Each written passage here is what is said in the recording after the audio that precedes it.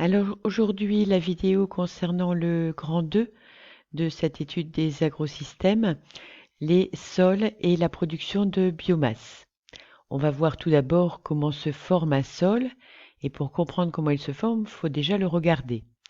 Donc on a ici une coupe de sol et du début du sous-sol qui est en dessous, ainsi qu'un tableau qui explique les compositions des différents éléments. Donc ce que je vous demande de faire, c'est de copier ce petit texte descriptif du sol, partie superficielle de la croûte terrestre, et de réaliser un croquis à partir de cette photographie en précisant la composition de chaque horizon que vous allez déterminer avec ce tableau. Faites un grand croquis d'au moins une demi-page. Mais comment s'est formé ce sol? Eh bien, on a ici une image qui nous montre que le sous-sol, ce qu'on appelle la roche-mère, va être altéré par les conditions météorologiques, par les racines des végétaux, par les animaux qui vivent dans le sol. Tout ça, c'est indiqué ici, vous le recopiez dans votre cours. Et vous allez faire compléter ce tableau des facteurs physico-chimiques qui entrent en jeu pour la formation du sol et des facteurs biologiques. Donc ce qui est à l'origine des êtres vivants, enfin, ce qui est dû à des êtres vivants et ce qui est dû à des facteurs uniquement physiques et chimiques. Et vous conclurez ce paragraphe grand A par la notion correspondante, toujours page 6 de votre livre. Deuxième point, grand B, on va s'intéresser aux animaux du sol. Alors, on y trouve ce qu'on appelle une macrofaune, c'est-à-dire visible à l'œil nu. Cet animal qui est une huule mesure 2 cm.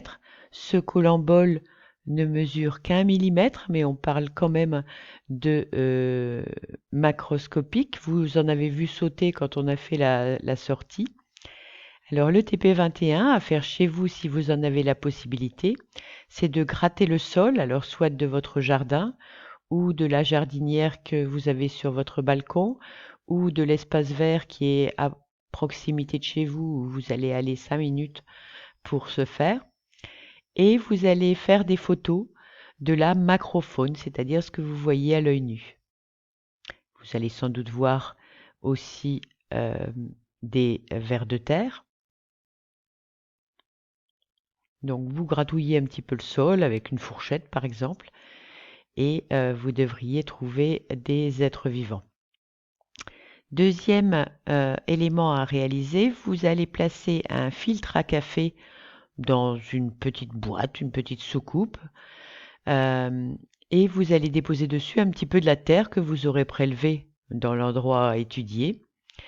Et une partie de cette terre, vous allez la passer d'abord au micro-ondes avant de la mettre sur le papier filtre pour voir qu'il y a dégradation dans un cas et pas de dégradation dans l'autre.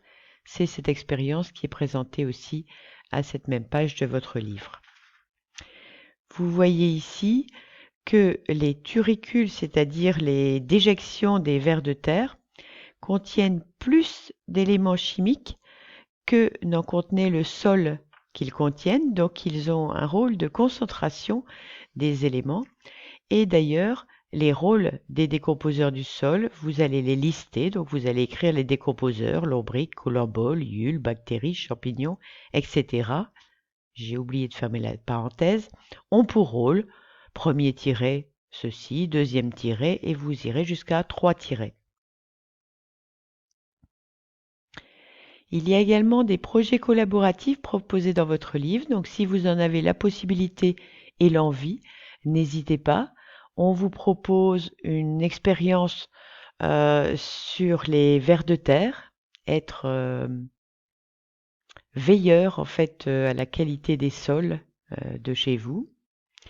Et d'autre part, une expérience internationale avec des sachets de 2 thés différents qui vont perdre du poids au fur et à mesure de l'expérience, montrant que la dégradation est plus ou moins rapide suivant les constituants. Vous conclurez le paragraphe grand B par la notion correspondante. Enfin, dernier point, le grand C, production de biomasse végétale. Pour ces différents documents qui se situent pages 138 et 139, vous allez à chaque fois copier la phrase de la page 140 qui correspond à l'illustration.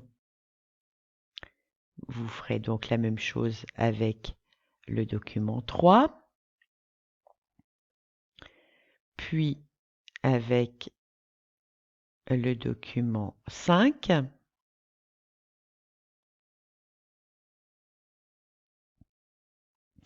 et enfin à partir du document 6.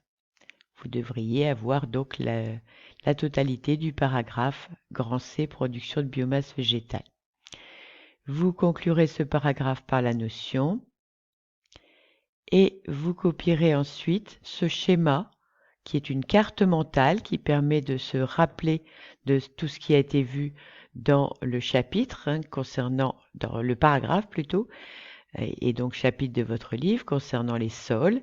Il y a des êtres vivants, ils ont des activités, il y a une augmentation de la biomasse végétale grâce aux éléments minéraux prélevés, il y a une altération pour former ce sol qui est à la fois biologique, chimique et physique. Vous avez donc résumé les 3 paragraphes de ce grand 2 sous forme de cette carte mentale. Merci beaucoup pour votre attention et complétez donc les espaces libres.